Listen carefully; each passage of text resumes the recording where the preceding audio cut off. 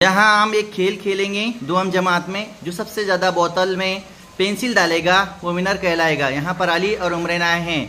1 2 3 start.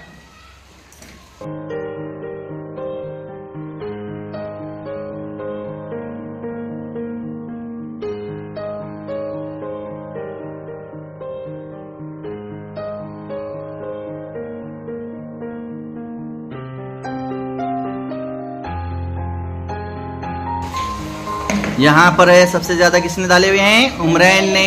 इसलिए उमरैन जीत गए हैं, इसलिए उनके लिए जोरदार तालियां। उमरैन हाथ ऊपर कीजिए। उमरैन जीत गए हैं।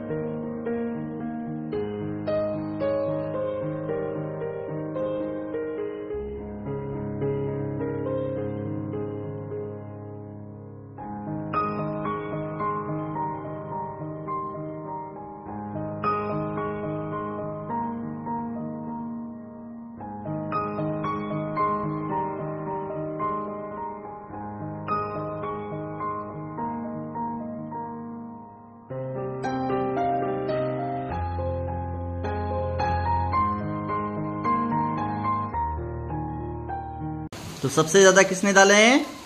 बुशरा ने। इसलिए बुशरा क्या हो गए? जीत गए। बुशरा के लिए जोरदार तालियां।